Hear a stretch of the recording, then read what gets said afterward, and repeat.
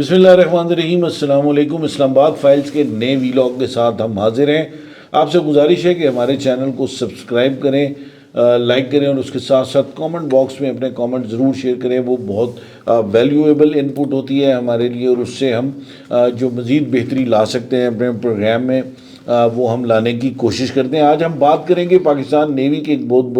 ایک بڑا اہم اور پوٹنٹ ہتھیار ہے جس کو ضرب میزائل کے نام سے جو ہے انڈکشن کی گئی ہے پاکستان نیوی کے اندر۔ یہ بنیادی طور پہ کروز میزائل ہے اور یہ سرفس سے شپ کے اوپر جو ہے وہ اگر ہم یہ کہیں کہ سرفس ٹو شپ اٹیک جو ہے میزائل ہے یہ۔ اس کی کیا خصوصیات ہیں، یہ کس قسم کا ویپن سسٹم ہے، اس کے اوپر ہم بات کریں گے۔ پہلی بات ہم شروع کریں گے خالد صاحب سے۔ خالد صاحب، ضرب میزائل کیا ہے اور یہ سائنی اور بحری دفاع کے لیے کتنا مؤثر ہے، آپ کیا سمجھتے ہیں اس حوالے سے؟ عمران صاحب دیکھیں، یہ ایک میزائل بڑا مؤثر یعنی کہ ضرب میزائل بڑا مؤثر ہے، اور اس کا بنیادی طور پر زمین سے سطح سمندر پر مارک کرنے والا یہ اینٹی شپ کروز میزائل ہے۔ اور اردو میں جیسے کہ اس کا مطلب یہی ہوتا ہے کہ چوٹ لگانا، ضرب لگانا کسی چیز کو، اسی کے نام پہ رکھا گیا ہے، کیونکہ ہماری بے شمار جو ٹیکنالوجی ہے وہ انہی ناموں کے اوپر ہی ہے تاکہ وہ ان کی نشاندہی بھی کر سکیں۔ بنیادی طور پہ کسی بھی جارحیت کا، جی ہاں، وہ ایک نشاندہی ہو جاتی ہے کہ فلاں چیز کا فلاں نام ہم نے رکھا ہوا ہے، تو ہم آسانی کے لیے اپنی لینگویج میں یا کسی اور لینگویج میں بجائے اپنی لینگویج میں ان چیزوں کا نام رکھتے ہیں تاکہ اس میں اس کو سمجھنے میں، اس کو دیکھنے میں آسانی ہو۔ اور اس کا جو واضح معنی یہی تھا کہ جارحیت کو پوری طاقت کے ساتھ جو ہے روکنا ہے۔ اور میزائل کو باضابطہ طور پر 2016 میں مختلف کامیاب آپریشنز کے بعد، تجربات کے بعد پاک بحریہ میں اس کو شامل کیا گیا تھا، اور خاص طور پر جو اوماڑا میں جناح نیول بیس سے مشق سی لائن 3 جو ہے وہ ہوئی تھی، اور اس میں تجربہ انتہائی جو ہے متاثر کن تھا، اور اس کے بعد اس کو پاک بحریہ کے حوالے کیا گیا۔ بنیادی طور پر یہ ساحلی دفاع کے لیے ڈیزائن کیا گیا ہے، اور اسے پاکستان کی بحری حکمت عملی کے لیے ایک اہم جز کے طور پر دیکھا جاتا ہے۔ میزائل سے جو سمندری مفادات ہیں ان کو تحفظ کیا جاتا ہے، ساحلی علاقہ اس کا دفاع مضبوط بنایا جاتا ہے، اور کسی بھی جارحیت کو روکنے کے لیے یہ بڑا مؤثر ہتھیار ہے۔ بڑا اہم اور مؤثر ہتھیار ہے، اور خصوصی طور پہ اوڑماڑا کی جو بیس ہے وہاں سے اس کے حوالے سے کافی اس کے تجربات بھی کیے گئے، اور اوڑماڑا آنے والے دنوں کے اندر، آنے والے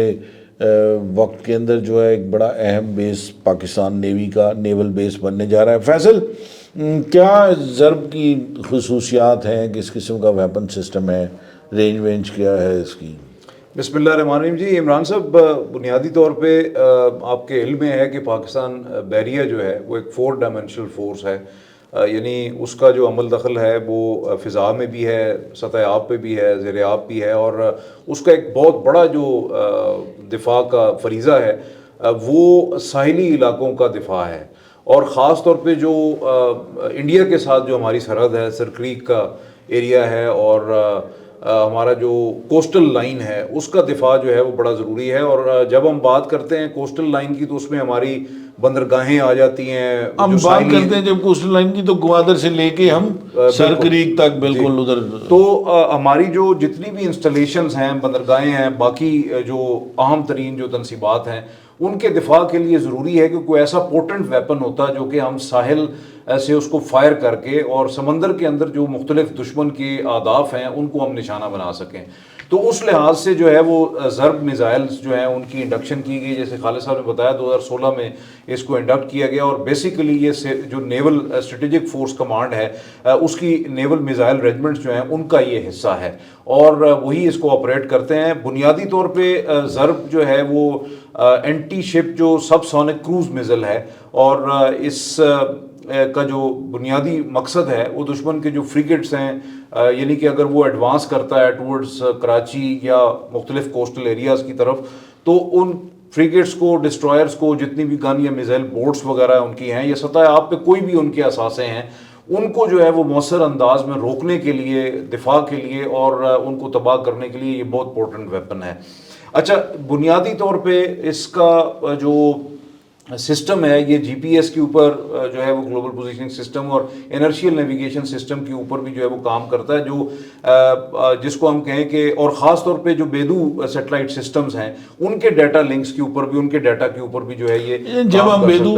سیٹلائٹ سسٹم کی بات کرتے ہیں تو یقیناً یہ چائنیز سیٹلائٹ سسٹم کی ہم بات کرتے ہیں، اور اس حوالے سے جو بیدو سسٹم ہے وہ جے پی ایس اور جو دوسرا رشین جو ان کا سسٹمز ہیں یا یورپین کنٹریز کے